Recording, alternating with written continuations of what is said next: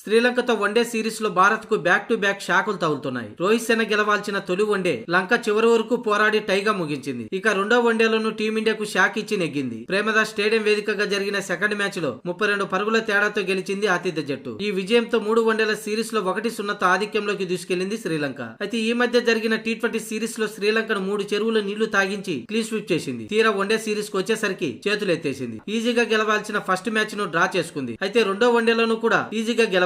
Middle order లో ఒక్క batter నిలబడినా తప్పక గెలిచి ఉండేది. అందులోనూ మిడిల్ ఆర్డర్ బ్యాటర్లు టెస్టును తలపించే బ్యాటింగ్ తో చిరాకు పెట్టిస్తున్నారు. ఈ నేపథ్యంలో సిరీస్ ను కోల్పోకూడదనుకుంటే మూడో వన్డేలో ఖచ్చితంగా బెంచ్ పై ఉన్న పరమ హిట్టర్ అయిన రిషబ్ పంత్ ను తుది జట్టులోకి తీసుకోవాలని విశ్లేషకులు, మాజీ క్రికెటర్లు సైతం భావిస్తున్నారు. మరోపక్క ఆతిథ్య జట్టు మూడో వన్డేలోను నెగ్గి సిరీస్ ను కొట్టేయాలని భావిస్తున్న తరుణంలో ఆ జట్టుకు మూగుతాడు వేయాలంటే మూడో వన్డే తుది టీంలో ఖచ్చితంగా రిషబ్ పంత్ ఉండాలని సూచిస్తున్నారు. క్రీజులోకి వచ్చి రాగానే ప్రత్యర్థులపై విరుచుకుపడే రిషబ్ పంత్ ముఖ్యంగా మరీ స్పిన్నర్లపై రెచ్చిపోగలడు. దీంతో భారీ సిక్సర్లతో విరుచుకుపడే రిషబ్ పంత్ సిరీస్ ను కోల్పోకూడదనుకుంటే అతని అవసరం టీంకు ఉందని మాజీ క్రికెటర్ సునీల్ గవాస్కర్ అభిప్రాయాన్ని వ్యక్తం చేశాడు. ఇలాంటి నెమ్మదైన పిచ్లలో పంత్కు మంచి రికార్డు ఉంది. మనం ఈ మధ్యనే టీ20 వరల్డ్ కప్ లో చూశాం. అమెరికా లాంటి నెమ్మదైన పిచ్లపై పంత్ ఎలా చెలరేగిపోయాడో. బ్యాట్స్మెన్లు అందరూ చేతులెత్తేసిన వేళ రిషబ్ పంత్ అద్భుతమైన ఇన్నింగ్స్ తో ఆకట్టుకున్నాడు. కొలంబోలోని ప్రేమదాస్ స్టేడియంలో కూడా శ్రీలంక స్పిన్నర్లను పంత్ ఎదుర్కోగలడని గవాస్కర్ పేర్కొన్నాడు.